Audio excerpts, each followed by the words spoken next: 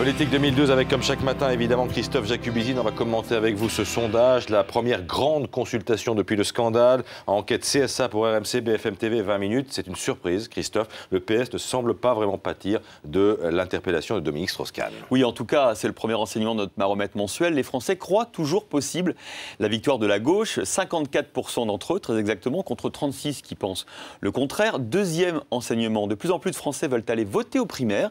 Ils étaient 33% en janvier, lors de l'une de nos précédentes enquêtes. Ils sont 37% aujourd'hui, 4 points de plus. Et puis, ce qui est intéressant, c'est que le recrutement supplémentaire, c'est plutôt fait chez les non-socialistes, preuve que le socle électoral du PS peut encore s'élargir. Troisième enseignement, et non des moindres, François Hollande est le grand bénéficiaire de l'empêchement de DSK, et c'est même impressionnant, hein. Il devance Martine Aubry de 10 points dans des primaires qui seraient organisées aujourd'hui, 33 contre 23, et 20% pour Ségolène Royal. Et si on prend en compte que les sympathisants du Parti Socialiste, ceux qui auront le plus certainement voté, donc, l'écart est encore plus grand, regardez, 20 points, 42% pour Hollande contre 22% pour Martine Aubry. Sauf que François Hollande n'est pas vraiment le candidat du PS. Ça, c'est le moins qu'on puisse dire. Au Parti Socialiste, c'est un petit peu tout sauf Hollande.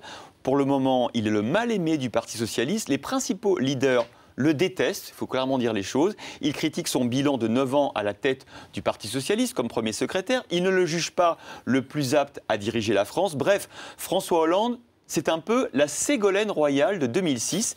Il est parti tout seul en campagne, il est la risée de ses camarades socialistes, mais il est aujourd'hui le favori des sondages. Alors Martine Aubry est à la manœuvre pour arrêter sa course avant qu'il ne soit trop tard. La première secrétaire tente de faire l'union sacrée autour de sa candidature. Elle a expliqué hier en coulisses aux uns et aux autres que le Parti socialiste était menacé par la chute de DSK et que les perspectives de victoire s'éloignaient pour 2012. Elle veut donc que les principaux candidats se regroupent derrière sa candidature. C'est un scénario possible, ça? Alors c'est possible, en tout cas les socialistes en parlent entre eux, c'est vrai. Hier matin, les dirigeants socialistes que j'ai contactés semblaient prêts à faire l'union sacrée. Pourquoi pas? Si Hollande n'y va pas, on peut être tous derrière Martine Aubry. Mais j'ai envie de dire que le sondage va mettre un peu le bazar aujourd'hui, car il montre que la victoire des socialistes est possible, on l'a vu, et qu'ils sont plusieurs à pouvoir gagner. Il devrait surtout donner des ailes, évidemment, à François Hollande, qui n'a aucune raison aujourd'hui de renoncer. Conséquence, il est très probable qu'on aille vers des primaires très ouvertes, Aubry, Hollande, Royal, Moscovici, et peut-être aussi Montebourg et Valls, s'ils parviennent à recueillir le parrainage nécessaire de 17 parlementaires. Les difficultés, vous l'avez compris, commencent au Parti socialiste, d'autant que notre sondage leur réserve aussi une mauvaise surprise.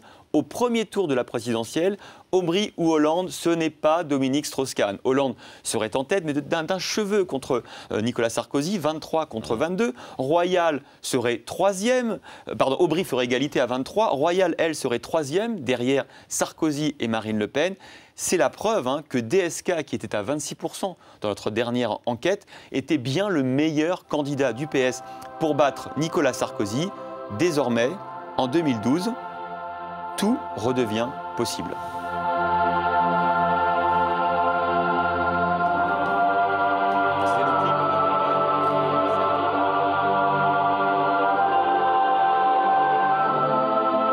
Un petit peu aussi, futur papa. Merci beaucoup Christophe Jacubizine. À demain, le showbiz.